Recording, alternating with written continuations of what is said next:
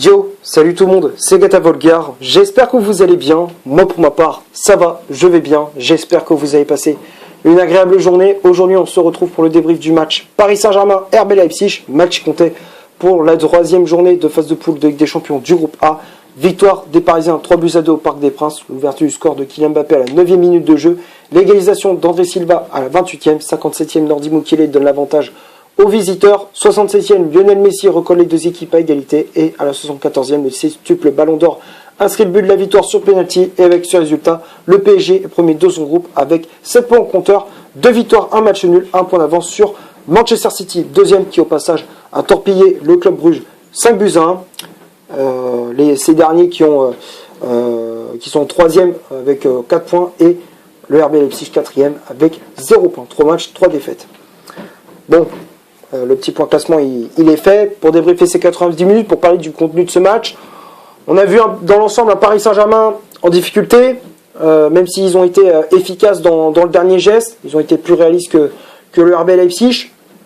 Mais on voyait qu'ils étaient quand même en difficulté dans le jeu. Tactiquement, on voyait on avait du mal à relancer les ballons. Leipzig qui avait mis un pressing haut. Quasiment tout le long du match, on voyait que d'entrée ils mettaient la pression sur les Parisiens pour gêner les relances, pour étouffer le jeu des Parisiens. Leipzig qui ont été les premiers à frapper avec des occasions d'André Silva, de Nkunku. Navas a dû s'employer pour pousser les tentatives allemandes. Contre toute attente, Paris ouvre le score grâce à Mbappé à la 9e minute de jeu. Ballon récupéré par Marquinhos. Long transversal du Brésilien pour Draxler et en une touche de balle l'Allemand qui fait la passe pour Mbappé, enfin en une touche de balle pour Mbappé et derrière l'accélération de l'attaquant français fait la différence et il enchaîne, pied droit à l'entrée de la surface, frappant à terre, Goulachi est battu 1-0, très rapidement on prend l'avantage. Après Leipzig qui a haussé le ton en se montrant plus dangereux, plus tranchant dans la finition. On souffre, on voit qu'on a du mal défensivement. Nos latéraux, Hakimi et Mendes ont énormément souffert. Donc c'était très compliqué à gérer les pistons du côté du RB Leipzig, à marquer les pistons de cette équipe allemande. On concède l'égalisation d'André Silva. On voyait que sur l'action c'était très bien.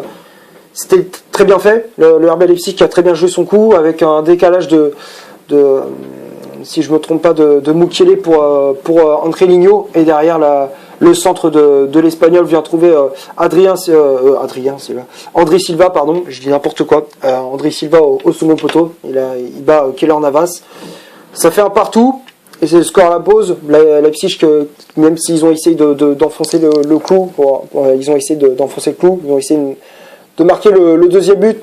Bon, ils n'ont pas réussi, mais en première période, c'était très chaud. Un partout. Deuxième période, Leipzig continue de faire très mal à cette équipe parisienne. Ils inscrivent le deuxième but avec Mukiele à la 57e sur un centre venant du côté d'Achraf Hakimi. André Ligno qui centre pour Nordi Mukiele qui reprend ce ballon au second poteau. Navas est battu, encore une fois, on voit la passivité de la défense parisienne. Kimpembe, je comprends pas ce qu'il a voulu faire. Il voulait le marquer à distance, mais on voyait qu'il était complètement à la rue. Leipzig qui prend l'avantage, 2-1. On se demande si Paris va réagir, va essayer de revenir dans cette partie. Et 10 minutes après le but de Mukiele, c'est Lionel Messi qui fait sonner la révolte, qui donne un sursaut d'orgueil à l'équipe parisienne, suite à une perte de balle au milieu de terrain d'un joueur du RB Leipzig, ballon récupéré par Mbappé, l'accélération du français fait la différence, et derrière la passe pour Messi, qui avait trouvé le poteau, mais il a bien suivi derrière, et il n'avait plus qu'à pousser ce ballon dans le but vide, de partout. Et quelques minutes après le but de l'Argentin, 74e, Kylian Mbappé provoque un penalty, faute de Simakan sur l'ancien attaquant de l'AS Monaco, et il a laissé le ballon pour Messi pour tirer cette occasion. Et c'est au final Messi a mis ce penalty au fond du filet. Petit piqué, petite panenka devant Goulalchi qui était parti du mauvais côté. Et à la 74e, Messi permet au PSG de reprendre l'avantage. 3-2, un match totalement fou. Dans les dernières minutes, on obtient un penalty. Faute d'Achraf, une faute si je me trompe pas, c'était Willy Orban qui faisait la faute sur Achraf Hakimi. Donc du coup, penalty pour le PSG. Et malheureusement, Mbappé a échoué. La frappe est passée au-dessus du but de Goulalchi. On avait l'occasion d'enfoncer le clou. Au final, on s'en sort bien, mais ça aurait été bien de marquer ce 4e. Comme ça, c'est bon, il n'y avait plus à... On ne stressait pas dans les dernières minutes, puisque c'est vrai que dans les dernières secondes du match, Leipzig mettait la pression pour arracher l'égalisation. Donc c'était très chaud, mais au final, on a tenu la baraque et on s'impose 3-2. On va passer maintenant à la composition d'équipe que Mauricio Pochettino a aligné pour ce match. 4-3-3, aligné par l'entraîneur argentin. Navas dans les buts parisiens, à la place de Donnarumma laissé sur le banc. La charnière centrale, Marquinhos associé à Presnel Kimpembe. Marquinhos qui avait le brassard de capitaine. Les latéraux, Hakimi à droite, Nuno Mendes à gauche. Le milieu de terrain, Gaï en sentinelle, Verratti et Herrera en relayeur. Et le trio d'attaque, Mbappé en pointe à la place d'Icardi, qui était forfait pour ce match, soi-disant pour une relation avec Wanda Nara. Et les ailiers, Messi à droite et Johan Draxler à gauche. Bon, Pochettino a effectué des changements au cours du match. Danilo à la place de Gueye, Wijnaldum à la place d'Herrera et Thilo Kehrer à la place de Johan Draxler. Voilà pour le 11 de départ de Pochettino. Bon, c'est une composition, on va dire, typique. On va dire c'est le 11 type du Paris Saint-Germain, avec ce fameux milieu Gueye, Verratti, Herrera, comme le match contre Manchester City, lors du match précédent en Ligue des Champions. Du précédent match, donc c'était à peu près la même chose. Bon, on a vu que le milieu de terrain a énormément souffert. C'était pas le même que d'habitude. Et puis après l'attaque c'est du classique, à part que Neymar était absent pour ce match, mais on va dire que c'était l'équipe type du PSG. Donc on va passer maintenant aux statistiques de cette vidéo. On va commencer par celle du PSG.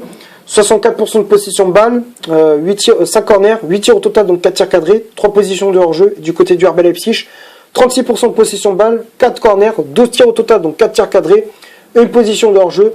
Quand on regarde les stats, oui, par eu la possession de balle, mais Leipzig a été plus tranchant, on va dire, enfin plus tranchant dans le jeu. Tactiquement, vous voyez qu'ils arrivaient à étouffer le jeu des Parisiens. Alors que ce que je comprends pas trop, c'est que à chaque fois dès qu'on a le pressing, on gardait le ballon et on attendait que l'adversaire venait. Je ne comprends pas pourquoi par exemple, avec les qualités de relance par exemple d'un Marquinhos, ou d'un Verratti par exemple, tu mettais des ballons pour Mbappé dans la profondeur, ça casse le pressing. Ça casse le pressing de l'adversaire. Tu voyais que dès que on mettait des transversales, à chaque fois ils étaient plus de 3 derrière. Tu vois, ils étaient plus de 3 et du coup on arrivait facilement à se créer des occasions. Et bon, malheureusement, c'est ce qu'on a. On n'a pas réalisé ce genre de choses souvent. On n'a pas fait beaucoup de longues transversales pour Mbappé, pour Draxler, pour Messi. C'est dommage. On aurait pu, tuer l'adversaire dans ce match le plus tôt possible. On aurait pu tuer le match bien plus tôt dans ce match, dans cette rencontre. Donc on va passer on va passer maintenant au top et au flop de cette vidéo. On va commencer par Keylor Navas. Malgré ses 2 buts encaissés, Navas il a encore sauvé le PSG. À plusieurs reprises il a fait des arrêts de grande classe devant André Silva, devant Nkunku, devant André Ligno. Grand match de la part de Navas. Donc je le mets dans le top, logique. La charnière centrale, Marquinhos Kimpembe. J'ai préféré le match de Marquinhos par rapport à celui de Kimpembe. Kimpembe, j'ai pas trouvé bon. Dans le placement, il était mauvais. Manque d'agressivité. Dans les relances, c'était pas toujours ça. Match pas terrible de Kimpembe. Donc je le mets dans le flop. Marquinhos qui a fait comme je disais, un très bon match. C'était patron, récupérait des ballons.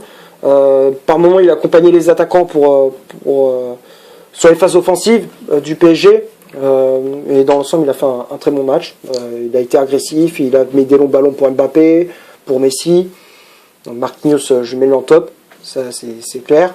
Les latéraux, Hakimi et Mendes, les deux je mets dans le flop parce que je les ai trouvés défensivement en difficulté, tout le temps en souffrance. En permanence, ils étaient en souffrance. Hakimi, sur son côté face à Relinho, il avait vraiment du mal.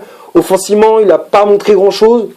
Match assez décevant du latéral marocain. Nuno Mendes, pareil, je m'attendais à mieux. Donc les deux, je les mets dans le flop. Le milieu de terrain, Gay, Herrera, Verratti, je les ai pas trouvés extraordinaires. Les trois, je les mettrais plutôt dans le flop. Verratti, si à la fois il a enchaîné le bon, il a alterné le bon et le moins bon. Des fois, il récupérait des ballons, il se projetait vers l'avant, il conservait. Enfin, tu sais, il faisait comme à son habitude, il gardait les ballons, il distribuait le jeu à droite à gauche, mais aussi il a quand même perdu pas mal de ballons au milieu de terrain. Il a énormément souffert du pressing des Allemands. Donc j'ai trouvé un Verratti moyen. Donc Verratti, je le mets dans le flop. Herrera et Gay, je les ai trouvés décevants. Gay qui a perdu pas mal de ballons au milieu de terrain. Il a commis des fautes un peu bêtement aussi. Herrera, moyen aussi. Donc les deux, je les mets dans flop. Et le trio d'attaque, Mbappé, Messi, Draxler. Messi, bon, dans le jeu, il n'a pas montré grand-chose, mais il a quand même inscrit un doublé. C'est lui qui, quand même, c'est lui qui, on va dire, qui relance plus ou moins le Paris Saint-Germain. C'est lui qui inscrit le deuxième but, et c'est lui qui aussi qui inscrit le but de la victoire sur penalty. Donc un match, on va dire, correct de Messi. Mbappé, il a fait son match. Moi, j'ai préféré, pour moi, c'est l'homme du match, Kylian Mbappé, qui a inscrit un but. Malgré son penalty raté en fin de match, il a été quand même très efficace offensivement, très tranchant dans le dernier geste, pardon.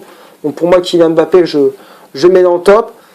Julian Draxler, bon, il n'a pas fait un mauvais match, mais je m'attendais un petit peu à mieux. Je m'attendais à mieux quand même de la part de l'international allemand. Des fois, on ne savait pas s'il jouait milieu, jouait ailier. C'était un peu brouillon. Par moments, le jeu de Draxler, c'était un peu brouillon. Alors même s'il est passeur décisif sur le premier but de Mbappé, mais par moments, c'est un peu brouillon. Mais on va dire que dans l'ensemble, ça va. L'ensemble, globalement, Draxler a fait un bon match. Et les remplaçants, Danilo, Wijnaldum et Kehrer, les trois, j'ai mis dans le top. Danilo et Wijnaldum ils ont fait une très bonne entrée en jeu. Danilo qui est rentré en jeu et qui a joué au poste de défenseur central. En fait, en cours de match, Pochettino est passé à une défense à 3 et on sentait on va dire qu'on se sentait mieux avec cette défense à 3, Kimpembe, Danilo, Marquinhos. Moi, je trouve un Danilo qui a fait une bonne entrée en jeu. Wijnaldum, bonne entrée en jeu aussi, qui a apporté de la fraîcheur. Dès qu'il avait le ballon, il faisait de bonnes choses, il décalait le jeu à droite, à gauche, il essaye de prendre de vitesse la défense de Leipzig. Donc Wijnaldum, je mets dans le top, et Kehrer, bon, même si on ne l'a pas trop vu, mais il a fait une entrée en jeu normale, ça va. Donc il a fait une entrée en jeu correcte, donc pour moi Kehrer, je mets dans le top. J'ai fait à peu près le tour pour ce débrief. J'espère que la vidéo vous aura plu. Si c'est le cas, vous laissez un énorme like. Tu cliques ici pour t'abonner. Tu cliques ici pour voir une autre vidéo si tu le souhaites. N'hésite pas à faire un petit tour sur mon compte Instagram. Le lien est dans la description. Pardon. Tu cliques sur le lien, tu t'abonnes sur ma page Instagram. Ça me fera plaisir. Et d'ici là, portez-vous bien. On se retrouve pour une prochaine vidéo. Ciao.